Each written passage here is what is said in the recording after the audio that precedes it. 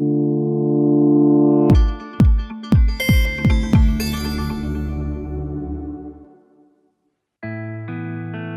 the Lord. Hallelujah. പ്രിയപ്പെട്ട ദൈവത്തിന്റെ ജനമേ, നമ്മുടെ യാത്ര തുടരുകയാണ്. വലിയ അനുഗ്രഹം നമ്മുടെ ഹൃദയങ്ങളിലേക്കും കുടുംബങ്ങളിലേക്കും വരുവാൻ പ്രാർത്ഥിച്ചുകൊണ്ട് ദൈവം നമ്മളെ നടത്തുകയാണ്. ജോഷുവ 24:15. ജോഷുവ വളരെ വ്യക്തമായി ഒരു കാര്യം പ്രഖ്യാപിക്കുകയാണ്: ഞാനും എൻ്റെ കുടുംബവും കർത്താവിനെ സേവിക്കും. പ്രിയപ്പെട്ട ദൈവത്തിന്റെ ജനമേ, ഒരു വലിയ സത്യം ഇവിടെ പ്രഖ്യാപിക്കുകയാണ്: ഞാനും എൻ്റെ കുടുംബവും കർത്താവിനെ സേവിക്കും. എത്ര പേർക്ക് ആത്മാർത്ഥമായി ഇങ്ങനെയൊന്ന് പറയാൻ പറ്റും? കുടുംബം, ഞാനും എൻ്റെ കുടുംബവും ഞങ്ങൾ കർത്താവിനെ സേവിക്കും. പ്രിയപ്പെട്ട ദൈവത്തിന്റെ ജനമേ, ഇന്ന് കുടുംബത്തെ കുറിച്ചാണ് നമ്മൾ സംസാരിക്കുക. കുടുംബം, ആരാണ് കുടുംബം സ്ഥാപിച്ചത്? ഒരു ചോദ്യം നമ്മുടെ മുമ്പിലേക്ക് കടന്നു വരികയാണ്: ആരാണ് കുടുംബം സ്ഥാപിച്ചത്? നമുക്കറിയാം, ദൈവമാണ് കുടുംബം സ്ഥാപിച്ചത്. ഈ ലോകത്തിൽ ദൈവം സ്ഥാപിച്ച 2 കാര്യങ്ങൾ അഥവാ 2 സ്ഥാപനങ്ങൾ: 1 കുടുംബവും 2 സഭയുമാണ്. അനുഗ്രഹത്തിന്റെ വഴി തുറക്കുന്നത് കുടുംബത്തിലൂടെയും സഭയിലൂടെയുമാണ്. ദൈവത്തിന്റെ ഏറ്റവും വിശ്വസ്തമായ 2 സ്ഥാപനങ്ങളിലൂടെ ആത്മീയ ജീവിതത്തെ മുന്നോട്ട് കൊണ്ടുപോകണമെന്ന് എല്ലാവരോടും ദൈവത്തിന്റെ പരിശുദ്ധാത്മാവ് ആവശ്യപ്പെടുകയാണ്. ഒരു മനുഷ്യന്റെ ജീവിതത്തിലെ ഏറ്റവും വലിയ ദുരന്തം എന്ന് പറയുന്നത് ദൈവത്തിന്റെ പരിശുദ്ധാത്മാവിനെ വേദനിപ്പിക്കുന്നതാണ്. ദൈവത്തെ ശത്രുവാക്കുകയാണ് പരിശുദ്ധാത്മാവിനെ വേദനിപ്പിക്കുന്നതിലൂടെ ഒരു വ്യക്തി ചെയ്യുക എന്നത് തിരിച്ചറിയുക. പ്രിയപ്പെട്ട ദൈവത്തിന്റെ ജനമേ, പരിശുദ്ധാത്മാവിനെ വേദനിപ്പിക്കരുത്. പരിശുദ്ധാത്മാവിനെ വേദനിപ്പിക്കുന്നവൻ ദൈവത്തെയാണ് ശത്രുവാക്കുക. കാരണം ഒരു കുടുംബത്തെ സ്ഥാപിച്ചത് ദൈവമാണെന്നുള്ള തിരിച്ചറിവ് നമ്മുടെ ജീവിതത്തിൽ ഉണ്ടെങ്കിൽ, കുടുംബ ജീവിതത്തിൽ അനുഗ്രഹത്തിന് തടസ്സമായി നിൽക്കുന്ന സകല മേഖലകളെ കണ്ടെത്തി അത്ഭുതകരമായ ഒരു വിടുതൽ നമ്മുടെ കുടുംബ ജീവിതത്തിൽ പ്രാപിക്കുവാൻ ഇന്ന് നമ്മെ സഹായിക്കുന്നത് ദൈവത്തിന്റെ പരിശുദ്ധാത്മാവാണ്. പ്രിയപ്പെട്ടവരെ, അങ്ങനെയെങ്കിൽ മറ്റൊരു ചോദ്യം: കുടുംബം സ്ഥാപിച്ചത് ദൈവമാണ്. അങ്ങനെയെങ്കിൽ കുടുംബത്തിൽ അനുഗ്രഹം നൽകുന്നത് ആരാണ്? അതും ദൈവമാണ്. അനുഗ്രഹത്തിന്റെ താക്കോൽ ആരുടെ കയ്യിലാണ്? പ്രിയപ്പെട്ടവരെ, തിരിച്ചറിയുക, അനുഗ്രഹം എന്ന് പറയുന്നത് ദൈവത്തിന്റെ കയ്യിലും അനുഗ്രഹത്തിന്റെ താക്കോൽ എന്ന് പറയുക നമ്മുടെ ഓരോരുത്തരുടെയും കയ്യിലുമാണ്. അനുഗ്രഹത്തിന്റെ താക്കോൽ നമ്മിൽ നിന്നും നഷ്ടപ്പെടുമ്പോഴാണ് പലപ്പോഴും കുടുംബത്തിൽ നിന്നും അനുഗ്രഹങ്ങൾ നഷ്ടമാവുക. ദൈവത്തിന്റെ കരുതലും അനുഗ്രഹവും സകല കുടുംബങ്ങളിലേക്കും ദൈവത്തിന്റെ കരുതലും അനുഗ്രഹവും സംരക്ഷണവും എല്ലാം നമുക്ക് ലഭിക്കണമെങ്കിൽ, അത് സകല കുടുംബങ്ങളിലും ലഭിക്കണമെങ്കിൽ നാം ദൈവസന്നിധിയിൽ അനുസരണ ഉള്ളവരായിരിക്കണമെന്ന് ദൈവത്തിന്റെ ആത്മാവ് ആഗ്രഹിക്കുകയാണ്. അപ്പോൾ അനുസരിക്കാത്തവന്റെ കുടുംബത്തെ കൈവച്ച് അനുഗ്രഹിക്കുവാൻ ദൈവം ബാധ്യസ്ഥനല്ല എന്ന തിരിച്ചറിവും നമുക്ക് ഈ സമയം ഉണ്ടാകേണ്ടതാണ്. പ്രിയപ്പെട്ട ദൈവത്തിന്റെ ജനമേ, നമ്മുടെ ഹൃദയത്തിന്റെ ആഴങ്ങളെ തിരിച്ചറിയുന്ന ദൈവത്തിന്റെ തിരുഹൃദയത്തോട് അഥവാ നമ്മുടെ ഹൃദയത്തെ ദൈവത്തിന്റെ ഹൃദയത്തോട് ചേർത്ത് വെച്ച് പരിശുദ്ധാത്മാവിന്റെ സ്പർശനം ആത്മാവിൽ ഏറ്റെടുക്കുവാനുള്ള കരുത്ത് ഒരു കുടുംബത്തിലേക്ക് നമ്മൾ നേടിയെടുക്കണമെന്നും അനുഗ്രഹം നമ്മുടെ ജീവിതത്തിലേക്ക് നേടിയെടുക്കണമെന്നും ദൈവാത്മാവ് ആഗ്രഹിക്കുകയാണ്. അങ്ങനെയുള്ളവരുടെ ജീവിതത്തിൽ അനുഗ്രഹം ഒഴുകിയെത്തുമെന്ന് തിരിച്ചറിയുക.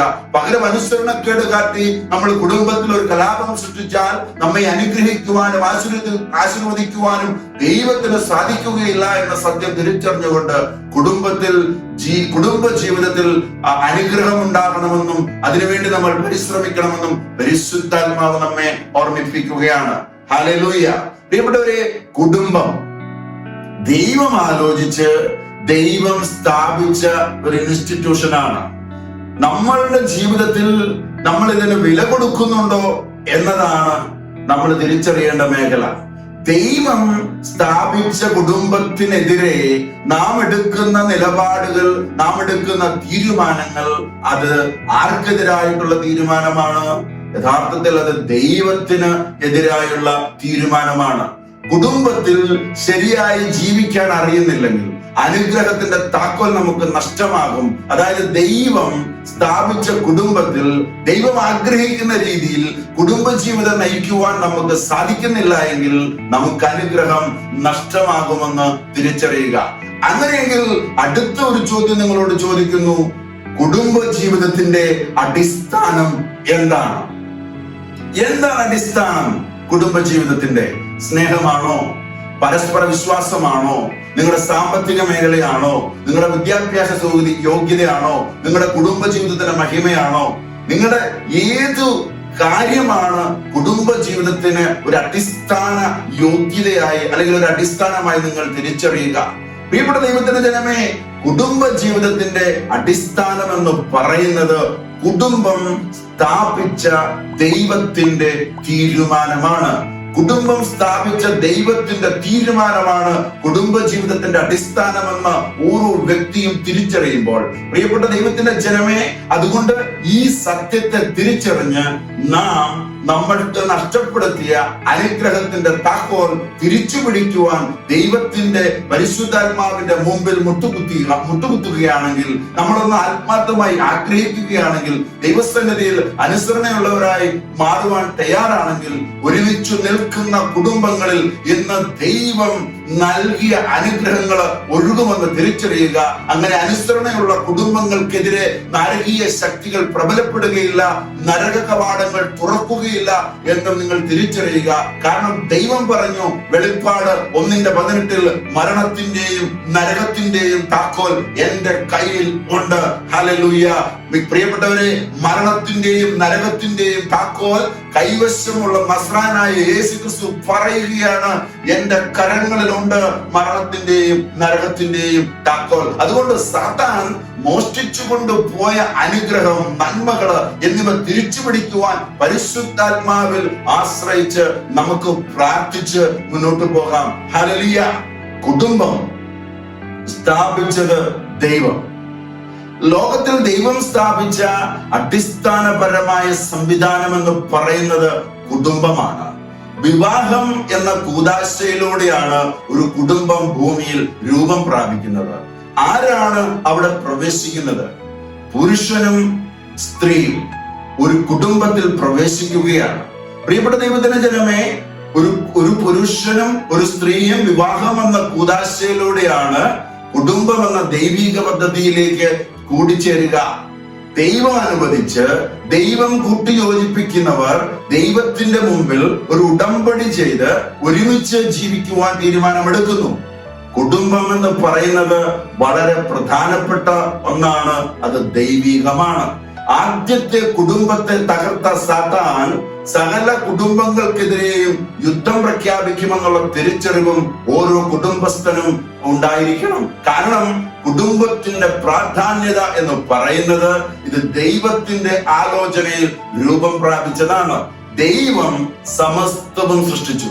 തന്റെ സൃഷ്ടിയെല്ലാം നന്നായിരിക്കുന്നു എന്ന് പറഞ്ഞ ദൈവം, എന്നാൽ മനുഷ്യനെ സൃഷ്ടിച്ചു കഴിഞ്ഞ് താൻ സൃഷ്ടിച്ചതൊക്കെ വളരെ നന്നായിരിക്കുന്നുവെന്ന് ഉൽപ്പത്തി 1:31 പറയുകയാണ്. എന്താണ് ദൈവം പറയുന്നത്? വളരെ നന്നായിരിക്കുന്നു. പ്രിയപ്പെട്ടവരെ, ദൈവം മനുഷ്യനെ സൃഷ്ടിക്കുന്നു. 2 തവണ നമുക്കിത് ബൈബിളിൽ കാണാൻ കഴിയും. ഉൽപ്പത്തി 1:26 ആത്മീയമായ മനുഷ്യനെയാണ് ദൈവം ആദ്യം സൃഷ്ടിക്കുക. എന്താണ് അവിടെ വചനം പറയുക? ദൈവം വീണ്ടും അരുളി ചെയ്തു നമുക്ക്. ട്രിനിറ്റി എന്ന വാക്ക് ബൈബിളിൽ ഇല്ല. എന്നാൽ നമുക്ക് നമ്മുടെ ഛായയിലും സാദൃശ്യത്തിലും മനുഷ്യനെ സൃഷ്ടിക്കാമെന്ന് പറയുമ്പോൾ, പ്രിയപ്പെട്ട ദൈവത്തിന്റെ ജനമേ ശ്രദ്ധിക്കുക, നമുക്ക് ട്രിനിറ്റിയെ അവിടെ ദൈവം കൊണ്ടുവരികയാണ്. പിതാവിന്റെയും പുത്രന്റെയും പരിശുദ്ധാത്മാവിന്റെയും ആ ഒരു ട്രിനിറ്റേറിയൻ, ആ ഒരു എന്താ പറയുന്നത്, ത്രിയേക ദൈവത്തിന്റെ ആന്തരികതയിലാണ് ദൈവം ദൈവത്തോട് തന്നെ അരുളി ചെയ്യുന്നു, നമുക്ക് നമ്മുടെ ഛായയിലും സാദൃശ്യത്തിലും മനുഷ്യനെ സൃഷ്ടിക്കാം. ദൈവം മനുഷ്യനെ സൃഷ്ടിക്കുമ്പോൾ ദൈവം ദൈവത്തോട് തന്നെ അരുളി ചെയ്യുകയാണ്, നമുക്ക്. ത്രിയേക ദൈവത്തോട് അരുളി ചെയ്യുന്നു, നമുക്ക് മനുഷ്യനെ സൃഷ്ടിക്കാം. ഹല്ലേലൂയ. പക്ഷേ മനുഷ്യനെ സൃഷ്ടിക്കുവാൻ ദൈവം തീരുമാനമെടുക്കുന്നത് പിതാവും പുത്രനും പരിശുദ്ധാത്മാവും ഒന്നു ചേർന്നാണെന്ന് തിരിച്ചറിയുക. ഭൂമിയിലെ സകല ജീവജാലങ്ങളുടെ മേലും ആധിപത്യമുള്ള രീതിയിൽ മനുഷ്യനെ ദൈവം സൃഷ്ടിച്ചു. എങ്ങനെ സൃഷ്ടിച്ചു? ദൈവം തന്റെ ഛായയിൽ മനുഷ്യനെ സൃഷ്ടിച്ചു, സ്ത്രീയും പുരുഷനുമായി അവനെ സൃഷ്ടിച്ചു എന്ന് ബൈബിള് പറയുക. ശ്രദ്ധിക്കുക, ആദ്യത്തെ മനുഷ്യന്റെ സൃഷ്ടി സ്ത്രീയും പുരുഷനുമായി ഒന്നായിരുന്നു. സ്ത്രീയും പുരുഷനും ആ സൃഷ്ടിയിൽ. എന്നിട്ട് അവരെ ദൈവം അനുഗ്രഹിക്കുന്നത് എങ്ങനെയാണ്? സന്താന പുഷ്ടിയുള്ളവരായി പെരുകുവിൻ എന്ന് ദൈവം അനുഗ്രഹിച്ചു.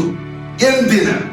സന്താന പുഷ്ടിയുള്ളവരായി പെരുകുക എന്നുള്ളത് ദൈവത്തിന്റെ തീരുമാനമായിരുന്നു. കാരണം സ്ത്രീയെയും പുരുഷനെയും ദൈവം ഒരുമിച്ച് സൃഷ്ടിക്കുമ്പോൾ സ്ത്രീ പുരുഷ വ്യത്യാസം എന്ന് പറയുക ദൈവത്തിന്റെ തീരുമാനമായിരുന്നു. ഹല്ലേലൂയ. പ്രിയപ്പെട്ട ദൈവത്തിന്റെ ജനമേ, ഉൽപ്പത്തിയുടെ പുസ്തകം 2-ാം അധ്യായം അതിന്റെ 7-ാമത്തെ വാക്യത്തിൽ ദൈവമായ കർത്താവ് ഭൂമിയിലെ പൂഴി കൊണ്ട് മനുഷ്യനെ രൂപപ്പെടുത്തുകയും ജീവന്റെ ശ്വാസം അവന്റെ നാസാരന്തരങ്ങളിലേക്ക് നിശ്വസിക്കുകയും ചെയ്തു എന്ന് ബൈബിൾ നമ്മളെ പഠിപ്പിക്കുകയാണ്. ആ ഒരു നാസാരന്തരങ്ങളിലേക്ക് ദൈവത്തിന്റെ ജീവശ്വാസം ഊതുന്ന സമയം മനുഷ്യൻ ജീവനുള്ളവനായി തീർന്നു എന്ന് ബൈബിൾ വ്യക്തമാക്കുന്നു. അങ്ങനെ ദൈവം സൃഷ്ടിച്ച ആത്മീയ മനുഷ്യന് ഒരു ശരീരമുണ്ടാക്കി. ഒരു രണ്ടാമതായി ഒരു ഫിസിക്കൽ ക്രിയേഷൻ അവിടെ നടക്കുകയാണ്. ഉൽപ്പത്തി 1:26 ഒരു സ്പിരിച്വൽ ക്രിയേഷൻ ദൈവം നടത്തി. ഉൽപ്പത്തി 2:7 ഒരു ഫിസിക്കൽ ക്രിയേഷനും ദൈവം നടത്തി. പിന്നീട് എന്ത് ചെയ്തു? ദൈവം ഏദൻ തോട്ടത്തിൽ ഏദനിൽ ഒരു തോട്ടമുണ്ടാക്കി താൻ സൃഷ്ടിച്ച മനുഷ്യനെ അവിടെ പാർപ്പിച്ചു. ദൈവം സൃഷ്ടിച്ചത് എല്ലാം നന്നായിരിക്കുന്നു, എന്നാൽ ഒരു കാര്യം മാത്രം നന്നല്ല എന്ന ദൈവത്തിന്റെ തീരുമാനമാണ് ആദ്യത്തെ കുടുംബത്തിന്റെ ഉൽപ്പത്തിക്ക് കാരണമായി നമ്മൾ കാണുക. കാരണം ദൈവം മനുഷ്യനെ സൃഷ്ടിച്ചതിന് ശേഷം ഏദൻ തോട്ടത്തിലാക്കി എന്ന് ബൈബിൾ പഠിപ്പിക്കുന്നുണ്ട്.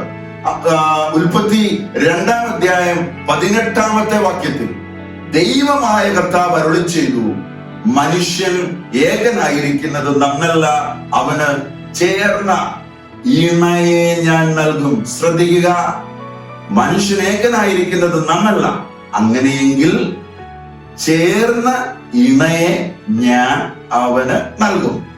ആദത്തെ സൃഷ്ടിച്ച ദൈവം തന്നെ അവന് ചേർന്ന ഇണയെ നൽകുമെന്ന് പ്രഖ്യാപിക്കുകയാണ്. അത് ദൈവിക പദ്ധതിയാണ് എന്ന് നാം തിരിച്ചറിയുക.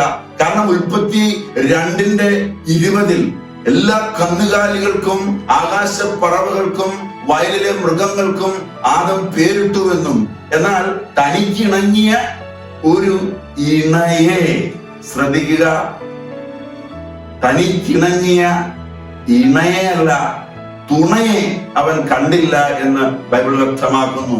പ്രിയപ്പെട്ടവരെ, ദൈവത്തിന്റെ പദ്ധതിയിൽ ആദത്തിന് ചേർന്ന ഒരു ഇണയാണ് ദൈവം ഒരുക്കിയതെങ്കിൽ ആദം സകല കന്നുകാലികളിലും ആകാശപ്പറവകളിലും വയലിലെ മൃഗങ്ങൾക്കും ഒക്കെ പേരിട്ട് അവന്റെ മുമ്പിലൂടെ കടന്നുപോയപ്പോൾ അവൻ തക്കതായ ഒരു തുണയെ കണ്ടെത്തിയില്ല എന്ന് ബൈബിള് വ്യക്തമാക്കുകയാണ്. ദൈവത്തിന്റെ മനസ്സിലെ ആശയമാണ് കുടുംബം. മനുഷ്യൻ വിഭാവനം ചെയ്തതല്ല, സഭ വിഭാവനം ചെയ്തതല്ല. ദൈവത്തിന്റെ ചിന്ത മനുഷ്യൻ ഏകനായിരിക്കുന്നത് നന്നല്ല എന്നതാണ്. അതുകൊണ്ട് ഏകനായിരിക്കാതെ മനുഷ്യന് ചേർന്ന ഒരു തുണയുണ്ടാകണമെന്ന് ദൈവം ആഗ്രഹിക്കുകയാണ്. അപ്പോൾ കുടുംബ ജീവിതം നല്ലതാണ് എന്ന് തിരിച്ചറിയുക. നമുക്ക് നന്മയുണ്ടാകണം, അത് കുടുംബത്തിലൂടെ ആയിരിക്കണമെന്ന് ദൈവം ആഗ്രഹിക്കുകയാണ്. നമ്മുടെ നന്മ ആഗ്രഹിക്കുന്ന ദൈവത്തിന്റെ സംഭാവനയാണ് കുടുംബ ജീവിതം.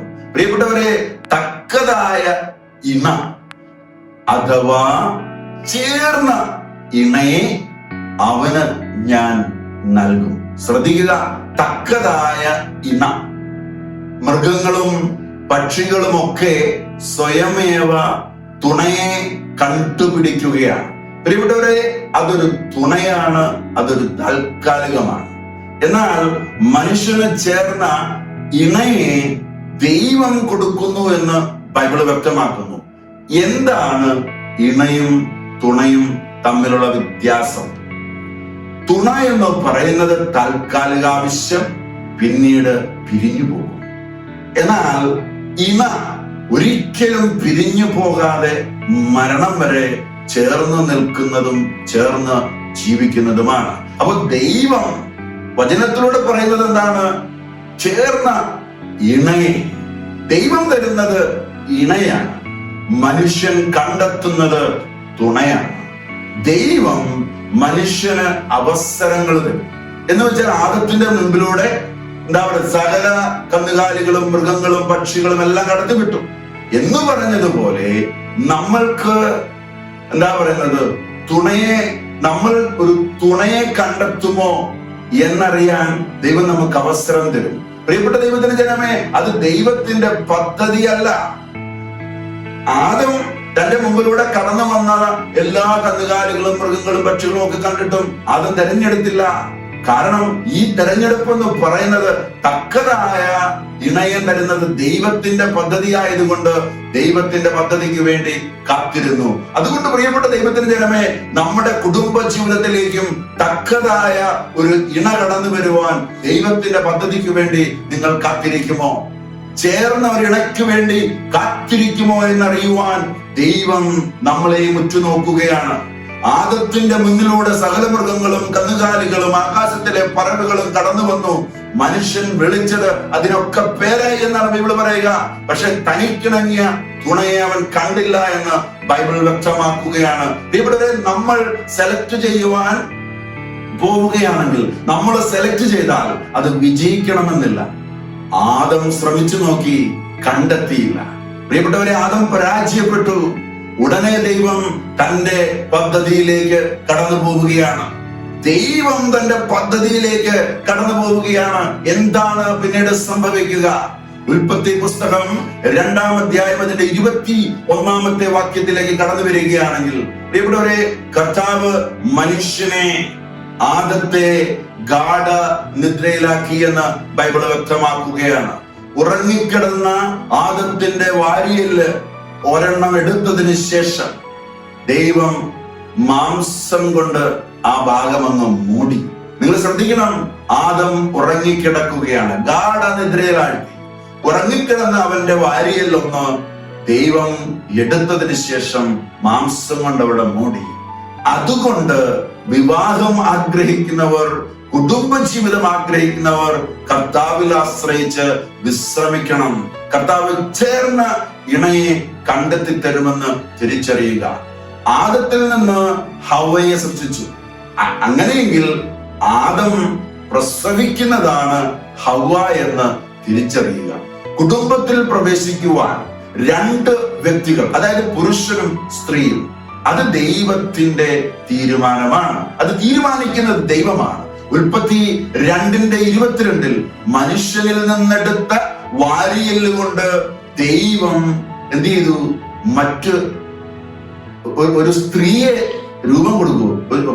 ഉൽപ്പത്തി 2:22 മനുഷ്യനിൽ നിന്നെടുത്ത വാരിയല് കൊണ്ട് ദൈവം ഒരു സ്ത്രീയെ സൃഷ്ടിക്കുകയാണ്, ഒരു സ്ത്രീക്ക് രൂപം കൊടുക്കുകയാണ്. ദൈവം അങ്ങനെ ഹവ്വായെ സൃഷ്ടിച്ചു. ആദത്തിന്റെ വാരിയലിൽ നിന്നും ഹവ്വ രൂപം പ്രാപിക്കുകയാണ്. ഹവ്വയെ ആദത്തിന്റെ മുൻപിൽ ദൈവം നിർത്തുകയാണ്. ഈ ഹവ്വയെ കാണുമ്പോൾ ആദം പറയുന്നത്, ഉൽപ്പത്തി പുസ്തകം 2-ാം അധ്യായം 23-ാമത്തെ വാക്യത്തിൽ നിങ്ങൾ ശ്രദ്ധിക്കുക. ആദ്യമായി ഹവ്വയെ ആദം കാണുമ്പോൾ ആദം പറയുകയാണ്, ഒടുവിൽ ഇതാ എന്റെ അസ്ഥിയിൽ നിന്നുള്ള അസ്ഥിയും എന്റെ മാംസത്തിൽ നിന്നുള്ള മാംസവും. പ്രിയപ്പെട്ട ദൈവത്തിന്റെ ജനമേ, ഓർത്തുകൊള്ളുക, ആദം പറഞ്ഞു, ഇതെന്റെ അസ്ഥിയിൽ നിന്നുള്ള അസ്ഥി, എന്റെ മാംസത്തിൽ നിന്നുള്ള മാംസം. പ്രിയപ്പെട്ടവരെ, നിങ്ങളൊന്ന് ശ്രദ്ധിച്ചു നോക്കുക. ഭൂമിയിലുള്ള സകല ബന്ധങ്ങളും രക്തബന്ധമാണ്, ബ്ലഡ് റിലേഷൻ എന്നാണ് പറയുക. എന്നാൽ ഭാര്യയും ഭർത്താവും തമ്മിലുള്ള ബന്ധമെന്ന് പറയുന്നത് ഇതൊരു ബോൺ റിലേഷൻ ആണ്. ആദം പറയുകയാണ്, ഇതെന്റെ അസ്ഥിയിൽ നിന്നുള്ള അസ്ഥിയും. അസ്ഥിബന്ധം, അസ്ഥിയിലൂടെയുള്ള ബന്ധം, ആദ്യത്തെ ബന്ധം.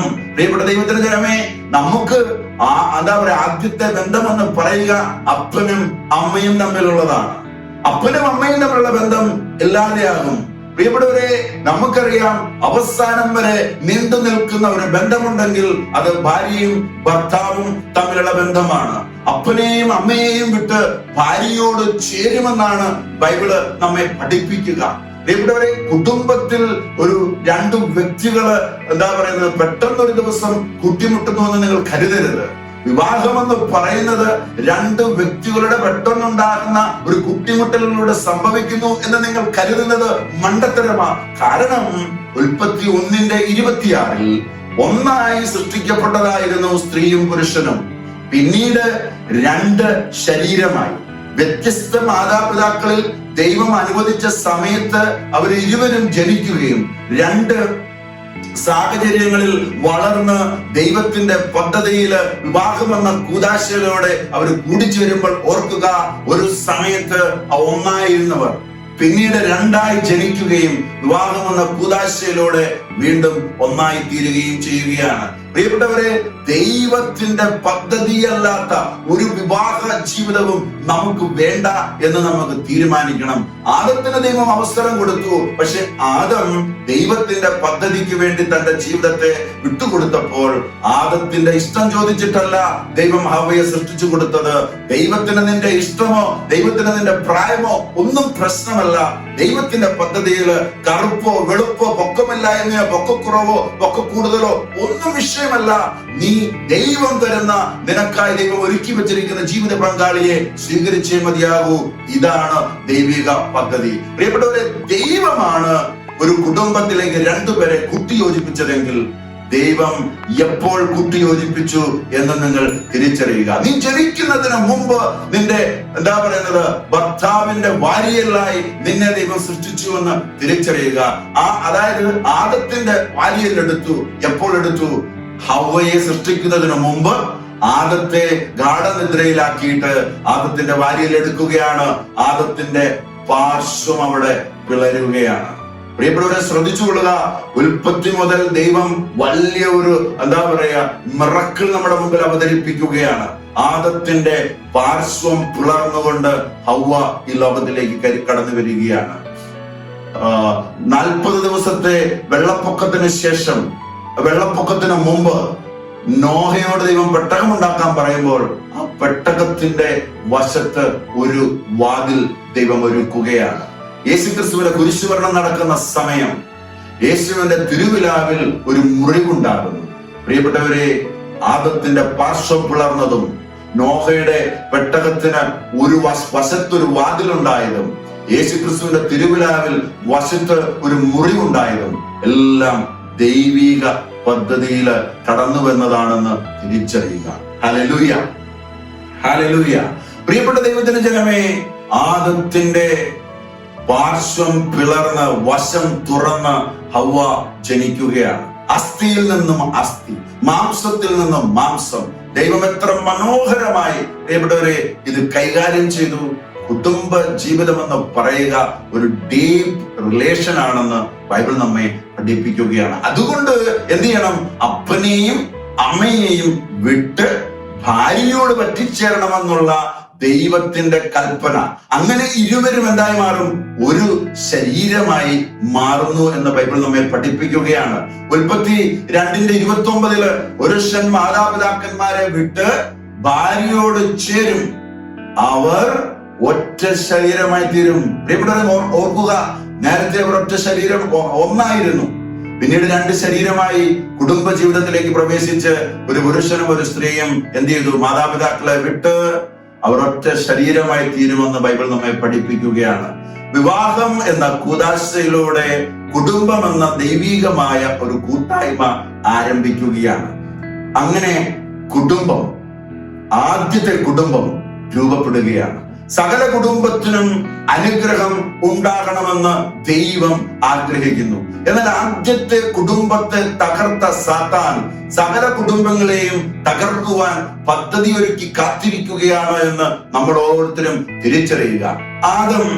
ആദത്തിൽ ഏകനാണ്. അതുപോലെ ലോകത്തിലെ സകല മനുഷ്യരെയും ആദത്തിൽ ദൈവം സൃഷ്ടിച്ചു.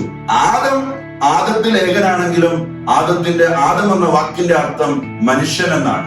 എന്നുവെച്ചാൽ ലോകത്തിലുള്ള സകല മനുഷ്യരെയും ഒരു വ്യക്തിയിൽ ദൈവം സൃഷ്ടിച്ചു എന്നാണ് ബൈബിൾ പറയുക. ആദത്തിന്റെ അകത്ത്, ഒന്നുകിൽ ആദത്തിന്റെ രക്തത്തിൽ അല്ലെങ്കിൽ ആദത്തിന്റെ സ്പേമിൽ ദൈവം ഈ ലോകത്തുള്ള സകല മനുഷ്യരെയും, ഈ ലോകത്ത് ആദം മുതൽ യേശുക്രിസ്തുവിന്റെ രണ്ടാമത്തെ വരവ് വരെ ജനിക്കാനിരിക്കുന്ന സകല വ്യക്തികളെയും ആദത്തിൽ ദൈവം സൃഷ്ടിച്ചു. പ്രിയപ്പെട്ട ദൈവത്തിന്റെ ജനമേ, ഒരു വ്യക്തിയിൽ ദൈവം സകല ജനങ്ങളെയും ഒളിപ്പിച്ചു വെച്ചു. സന്താന പുഷ്ടിയുള്ളവരായി പെരുകുവേൻ, ഭൂമിയിൽ നിറഞ്ഞ് അതിനെ കീഴടക്കുവേൻ എന്ന് അനുഗ്രഹിച്ച ദൈവം ഒരുവനിൽ നിന്നും സകല ജനപദങ്ങളെയും സൃഷ്ടിച്ചു. അപ്പസ്തോല പ്രവർത്തികൾ 17:26 നമ്മെ പഠിപ്പിക്കുന്നത് എന്താണ്? ഭൂമുഖം മുഴുവൻ വ്യാപിച്ചു വസിക്കുവാൻ, ഭൂമുഖം മുഴുവൻ വ്യാപിച്ചു വസിക്കുവാൻ വേണ്ടി അവിടുന്ന് ഒരുവനിൽ നിന്ന്, അതായത് ആദത്തിൽ നിന്ന് എല്ലാ ജനതകളെയും സൃഷ്ടിച്ചു, എല്ലാ ജനപദങ്ങളെയും സൃഷ്ടിച്ചു. അവർക്ക്, ശ്രദ്ധിക്കുക, വിഭിന്ന കാലങ്ങളും വാസഭൂമികളും നിശ്ചയിച്ചു കൊടുത്തു എന്ന് ബൈബിൾ വ്യക്തമാക്കുന്നു. ഭൂമുഖം മുഴുവൻ വ്യാപിച്ചു വസിക്കുവാൻ ഒരുവനിൽ നിന്ന് സകല ജനപദങ്ങളെയും ദൈവം സൃഷ്ടിച്ചു. ഹല്ലേലൂയ. ഭൂമിയിൽ മുഴുവൻ, ഭൂമുഖം മുഴുവൻ, ഭൂമിയിൽ എല്ലായിടത്തും വ്യാപിച്ച് വസിക്കുവാൻ ഒരുവനിൽ നിന്ന്, ആദത്തിൽ നിന്ന് ദൈവം ലോകത്തിലുള്ള സകല ജനങ്ങളെയും സൃഷ്ടിച്ചു. അവർക്ക് വിഭിന്ന കാലങ്ങൾ, വിഭിന്ന വാസഭൂമികൾ നിശ്ചയിച്ചു കൊടുത്തു എന്ന് ബൈബിൾ പറയുന്നു. പ്രിയപ്പെട്ടവരെ, എന്താണ് വിഭിന്ന കാലങ്ങൾ? ചിലർ 1900-ല്, ചിലർ അതിനു മുമ്പ്, ചിലർ 1970-ല്, ചിലർ 2000-ല്, ചിലർ 2020-ല്. ഇത് ഈ ഓരോ കാലഘട്ടങ്ങളിൽ ഈ ഭൂമിയിൽ ജനിച്ചു വീഴുന്ന ഓരോ വ്യക്തികളും ആദത്തിൽ സൃഷ്ടിക്കപ്പെട്ടതാണ്. ആദത്തിന്റെ ബ്ലഡിലോ ആദത്തിന്റെ സ്പേമിലോ ദൈവം ഒളിപ്പിച്ചു വെച്ചതാണ്. പക്ഷേ ഓരോരുത്തർക്കും വിഭിന്ന കാലങ്ങൾ നൽകി ദൈവം ലോകത്തിലേക്ക് അയച്ചു, അതായത് ജനിപ്പിച്ചു എന്ന് തിരിച്ചറിയുക. അവർക്ക് വിഭിന്ന വാസഭൂമികൾ നിശ്ചയിച്ചു കൊടുത്തു. പ്രിയപ്പെട്ടവരെ, ഇന്ന് കേരളത്തിൽ ജനിച്ച എത്രയോ പേര് ഈ ലോകത്തിന്റെ വിവിധ ഭാഗങ്ങളിൽ, വിവിധ രാജ്യങ്ങളിൽ ഇന്ന് വസിക്കുന്നു കുടുംബമായി. ഇന്ന് ലോകത്തിന്റെ വിവിധ പ്രദേശങ്ങളിൽ ജീവിക്കാനായി പലരെയും ദൈവം അനുവദിച്ചത് നിങ്ങൾ ഏതെങ്കിലും പരീക്ഷ പാസ്സായത് കൊണ്ടോ, നിങ്ങൾക്ക് ഏതെങ്കിലും ജോലി കിട്ടിയത് കൊണ്ടോ, നിങ്ങൾ ഏതെങ്കിലും രാജ്യം തെരഞ്ഞെടുത്തത് കൊണ്ടോ അല്ല. പിന്നെയോ ദൈവം നിങ്ങൾക്ക് നേരത്തെ തന്നെ വാസഭൂമികൾ നിശ്ചയിച്ചു വെച്ചിരിക്കുന്നത് കൊണ്ട് ആ രാജ്യത്ത് നിങ്ങൾ എത്തിപ്പെടുകയും ആ രാജ്യത്ത് നിന്ന് നിങ്ങൾ ജീവിക്കുകയും ചെയ്യുന്നു. എന്തിനു വേണ്ടി? എന്തിനു ദൈവം നിങ്ങളെ ഒരു രാജ്യത്തേക്ക് അയച്ചു? ഇന്ന് നിങ്ങൾ അമേരിക്കയിലായിരിക്കാം, ഇന്ന് നിങ്ങൾ ഓസ്ട്രേലിയയിലായിരിക്കാം, ഇന്ന് നിങ്ങൾ ന്യൂസിലാൻഡിലായിരിക്കാം, ഇന്ന് നിങ്ങൾ UK-യിലായിരിക്കാം, അയർലൻഡിലായിരിക്കാം. ദൈവമേ, ലോകത്തിന്റെ ഏത് കോണിലാണെങ്കിലും പ്രിയപ്പെട്ടവരെ ഓർത്തുകൊള്ളുക, എന്തിനായിരുന്നു ദൈവം നിങ്ങളെ ഈ ദേശത്തേക്ക് അയച്ചത്? ഹല്ലേലൂയ. ഭൂമുഖം മുഴുവൻ വ്യാപിച്ചു വസിക്കണം. സകല ജനപദങ്ങളെയും ദൈവം സൃഷ്ടിച്ച് അനുഗ്രഹിച്ചു. വിഭിന്ന വാസഭൂമികളും വിഭിന്ന കാലങ്ങളും ഒക്കെ ദൈവം നൽകി. പ്രിയപ്പെട്ടവരെ, എന്തിനു വേണ്ടി? എന്തായിരുന്നു ദൈവത്തിന്റെ ഉദ്ദേശം? അപ്പോസ്തല പ്രവർത്തികൾ 17:27 പറയുന്നു, ഇത് അവർ ദൈവത്തെ അന്വേഷിക്കുന്നതിനും ഒരുപക്ഷെ അനുഭവത്തിലൂടെ ദൈവത്തെ കണ്ടെത്തുന്നതിനും വേണ്ടിയാണ്. എങ്കിലും അവിടുന്ന് നമ്മിൽ ആരിൽ നിന്നും അകലെയല്ല എന്ന് ദൈവം പറയുകയാണ്. ദൈവത്തെ നമ്മൾ അന്വേഷിക്കുവാൻ ദൈവം നമുക്ക് ഈ അനുഗ്രഹം നൽകി.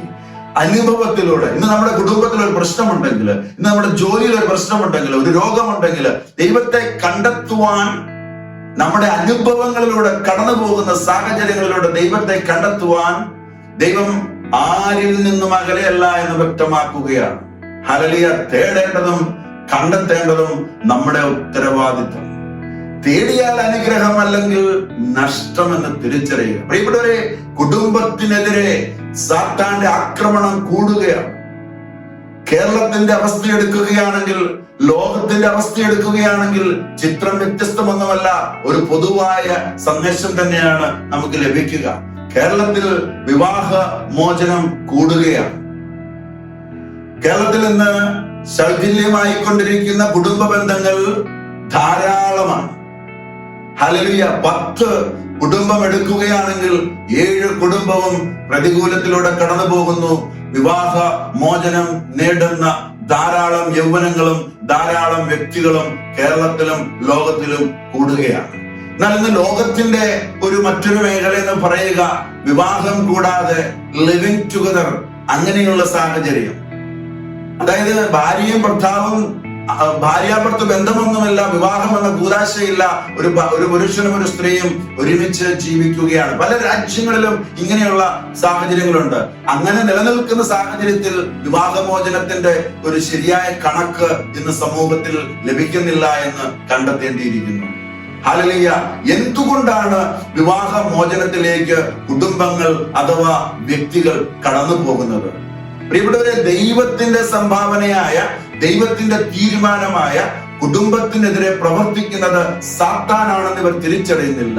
ഒരു മനുഷ്യനെ ദൈവത്തിൽ നിന്ന് അകറ്റുവാൻ ശത്രുവായ സാത്താൻ എപ്പോഴും ശ്രമിച്ചുകൊണ്ടിരിക്കും. കുടുംബത്തെ തകർക്കണമെന്ന് സാത്താൻ തീരുമാനിച്ചാൽ അതിനായി അവൻ വഴികൾ തുറക്കുമെന്ന് നിങ്ങൾ തിരിച്ചറിയുക. ദൈവമല്ലേ പറഞ്ഞത്, കുടുംബജീവിതത്തിൽ പ്രവേശിക്കുന്നവർ മാതാപിതാക്കളെ വിട്ട് ഒരു ശരീരമായി തീരും. അങ്ങനെ സാധിക്കാതെ വന്നാൽ സാത്താന് കുടുംബ ജീവിതത്തിൽ പ്രവേശിക്കുന്നവര് സാത്താൻ അവസരം കൊടുക്കുന്നതിന് തുല്യമാകുമെന്ന് തിരിച്ചറിയുക. പ്രിയപ്പെട്ടവരെ, ഒരു ശരീരമായി നിങ്ങൾ തീരണം.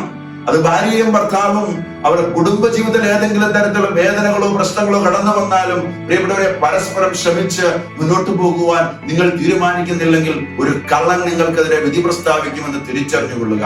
ഹല്ലേലൂയ. മത്തായിയുടെ സുവിശേഷം 19-ാം അധ്യായത്തിൽ ഫരിസേയർ യേശുവിനെ പരീക്ഷിക്കാനായി ഒരു ചോദ്യം ചോദിച്ചു.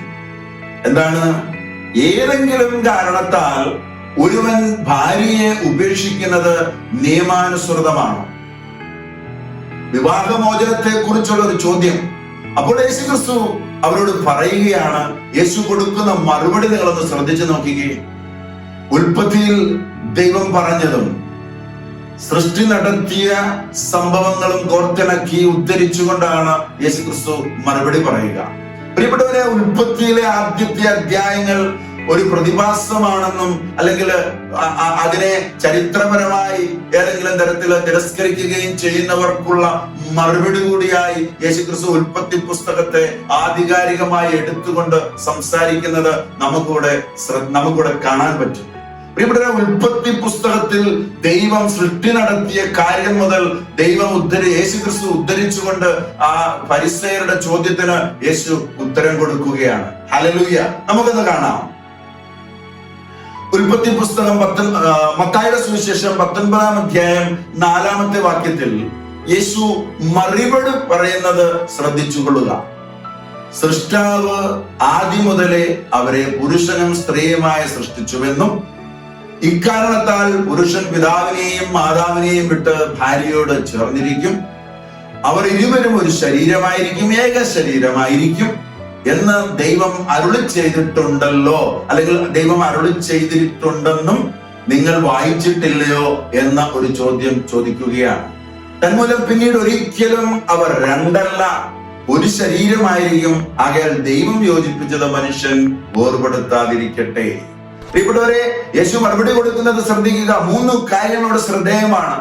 പിതാവിനെയും മാതാവിനെയും വിട്ടുപിരിയണം, ഭാര്യയോട് ചേർന്നിരിക്കണം എന്ന് വെച്ചാൽ പറ്റിച്ചേരണം, ഏക ശരീരമായിരിക്കണം. അവർ ഏക ശരീരമായിരിക്കണം, ഒറ്റ ശരീരമായിരിക്കണം. 3 കാര്യങ്ങൾ. ഒന്നെന്താണ്? വിട്ടുപിരിയണം, പറ്റിച്ചേരണം, ഒന്നായി ചേരണം.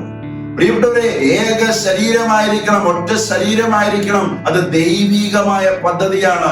ഇനിമേൽ അവർ 2 അല്ല, 1 ആണ്, ഒന്നായി ചേരണം. ചിലർക്ക് മാതാപിതാക്കളെ വിട്ടുപിരിയാനാവത്തില്ല. മക്കളെ കൺട്രോൾ ചെയ്യുന്നത് മാതാപിതാക്കളാണെങ്കിൽ അപകടം പതിയിരിക്കുന്നത് തിരിച്ചറിയുക. ചില സ്ത്രീകൾ പറയും, കുടുംബത്തിനകത്ത് ഞങ്ങളുടെ വീട് നിങ്ങളുടെ വീട്, ഇല്ലേ? അല്ലെങ്കിൽ നിങ്ങളുടെ അപ്പൻ നിങ്ങളുടെ അമ്മ നിങ്ങളുടെ വീട് ഞങ്ങളുടെ ഒരു ഒന്നാകലിന്റെ ഒന്നായി ചിന്തിക്കാൻ പറ്റാത്ത സാഹചര്യം. അവസരം വരുമ്പോൾ എന്റെയെന്നും നിന്റെയും എന്നുള്ള വേർതിരിവ് വ്യക്തമാക്കപ്പെടുന്ന സാഹചര്യം. പ്രിയപ്പെട്ടവർ, അത് വിട്ടുപിരിയാത്തതിന്റെ കുഴപ്പമാ. ചില മാതാപിതാക്കള് മക്കളെ, അതായത് പ്രത്യേകിച്ച് പെൺകുട്ടികളെ കെട്ടിച്ചു വിട്ടാലും മക്കളെ നിയന്ത്രിക്കുവാൻ അവര് ശ്രമിച്ചുകൊണ്ടേയിരിക്കും. കെട്ടിച്ചുവിട്ട വീട്ടിൽ അത് അസ്വസ്ഥതയ്ക്ക് കാരണമാകുമെന്ന് ഈ മാതാപിതാക്കൾ തിരിച്ചറിയുന്നില്ല. പ്രിയപ്പെട്ട ദൈവത്തിന്റെ ജനമേ, അസ്വസ്ഥതയ്ക്ക് കാരണമാകുന്ന ഈ മാതാപിതാക്കളുടെ ഇടപെടലുകൾ ഭാര്യാഭർത്തൃ ബന്ധത്തിൽ വിള്ളൽ സൃഷ്ടിക്കുമെന്ന് തിരിച്ചറിയില്ല. ഒരു ഭാര്യയുടെയും ഭർത്താവിന്റെയും ജീവിതത്തിന്റെ നടുവില് ഒരു അമ്മായിയപ്പനോ ഒരു അമ്മായിയമ്മയ്ക്കോ മാതാപിതാക്കൾക്കോ സ്ഥാനമില്ല. മൂന്നാമത് ഒരാൾ ഉണ്ടാകാൻ പാടില്ല. മറ്റൊരാൾ മൂന്നാമത് ഉണ്ടാവുകയാണെങ്കിൽ അത് യേശു ക്രിസ്തു മാത്രമായിരിക്കണമെന്നുള്ള തിരിച്ചറിവും ഇന്ന് നമുക്കുണ്ടാകണം. ഹല്ലേലൂയ. അപ്പനും അമ്മയ്ക്കും എന്താ പറയുന്നത്, സ്ഥാനം ഇല്ല എന്ന് ബൈബിൾ വ്യക്തമാക്കുകയാണ്. മാതാപിതാക്കളെ വിട്ടുപിരിയണം. ഇത് ഒന്നാമത്തെ ഒരു തീരുമാനമായി നമ്മുടെ ജീവിതത്തിൽ എടുക്കണം. എന്ന് വെച്ച് മാതാപിതാക്കളെ തള്ളിക്കളയുകയോ അവരെ വേണ്ടാന്ന് വെക്കുകയോ അല്ല. കുടുംബ ജീവിതത്തിൽ ഭാര്യയും ഭർത്താവും തമ്മിലുള്ള ബന്ധത്തിന്റെ ഇടയിൽ വേറൊരാള് കടന്നു വരാൻ ദൈവം ആഗ്രഹിക്കുന്നില്ല. കാരണം എന്തെന്നറിയാമോ? ഉൽപ്പത്തി 2:25 പുരുഷനും അവന്റെ ഭാര്യയും നഗ്നരായിരുന്നു എങ്കിലും അവർക്ക് ലജ്ജ തോന്നിയില്ല എന്ന് ബൈബിൾ നമ്മളെ പഠിപ്പിക്കുന്നു. ഉൽപ്പത്തി പുസ്തകം പറയുന്നു പുരുഷനും സ്ത്രീയും നഗ്നരായിരുന്നു. പ്രിയപ്പെട്ടവരെ, നഗ്നത അവർക്ക് നാണം തോന്നിയില്ല. കാരണം അവരുടെ ഇടയിൽ രഹസ്യമൊന്നുമില്ലായിരുന്നു. ഭാര്യയും ഭർത്താവും തമ്മിലുള്ള ബന്ധത്തിൽ ഒരു രഹസ്യവും പാടില്ല എന്ന് ബൈബിൾ നമ്മെ പഠിപ്പിക്കുന്നു. എല്ലാം തുറന്നു പറഞ്ഞ് മറയില്ലാത്ത ഒരു കുടുംബജീവിതം ഉണ്ടാകണം. ഒന്നും മറയ്ക്കാനില്ലാത്ത ഒരു ഒരു കൊച്ചുകാര്യം പോലും മറച്ചു വെക്കാൻ ഇടയാകാത്ത വിധത്തിൽ തുറന്നു സംസാരിക്കുന്ന സമാധാനപരമായ ഒരു സമീപനം ഉണ്ടാകണമെന്ന് ദൈവം ആഗ്രഹിക്കുകയാണ്. ഭൂമിയിൽ നമുക്ക് എന്തും മറച്ചു പിടിക്കുവാൻ പറ്റും. എന്നാൽ ഭാര്യയും ഭർത്താവും തമ്മിലുള്ള ബന്ധത്തിൽ, കുടുംബജീവിതത്തിൽ ഒന്നും മറയ്ക്കരുത്. എല്ലാം മറയ്ക്കരുത്. എല്ലാം പരസ്പരം സംസാരിക്കണമെന്നുള്ളത് ദൈവത്തിന്റെ ആശയമാണ്. ഹല്ലേലൂയ. എത്ര പേർക്ക് ഇത് മനസ്സിലാക്കാൻ സാധിക്കുന്നു എന്നതിനെ ആശ്രയിച്ചാണ് ജീവിതത്തിൽ മാറ്റമുണ്ടാകുന്ന അല്ലെങ്കിൽ അനുഗ്രഹം ഉണ്ടാകുന്ന, ഒന്നായിത്തീരുന്ന അനുഭവം ജീവിതത്തിൽ ഉണ്ടാകുന്നത്. അല്ലെങ്കിൽ അങ്ങനെ ജീവിതത്തിൽ ഉണ്ടാകണമെന്നുള്ളത് ദൈവം ആഗ്രഹിക്കുകയാണ്. ഹല്ലേലൂയ. ദൈവം സ്ഥാപിച്ച കുടുംബത്തിൽ ദൈവത്തിന്റെ തീരുമാനത്തിന് വിരുദ്ധമായ സകല തെറ്റുകളും നിങ്ങൾ ഇന്ന് തിരുത്തുവാൻ ശ്രമിച്ചാൽ അനുഗ്രഹത്തിന്റെ വിളനിലമാക്കി കുടുംബജീവിതത്തെ പരിശുദ്ധാത്മാവ് മാറ്റുമെന്ന് ഉറപ്പാണ്. ഹല്ലേലൂയ. അതുകൊണ്ട് നമുക്ക് ഇന്നൊന്ന് ആത്മപരിശോധന നടത്താം. വ്യത്യസ്ത അഭിപ്രായ പ്രകടനത്തിലൂടെയാണോ നിങ്ങളുടെ കുടുംബത്തിൽ ഭാര്യയും ഭർത്താവും തമ്മിൽ കടന്നു പോവുക? എന്തെങ്കിലും രഹസ്യം നിങ്ങൾ പരസ്പരം കാത്തു സൂക്ഷിക്കുന്നുണ്ടോ? അല്ലെങ്കിൽ ഭാര്യയെ ഉപദ്രവിക്കുന്ന, ഭർത്താവിനെ അനുസരിക്കാത്ത കുടുംബമാണോ നിങ്ങളുടേത്?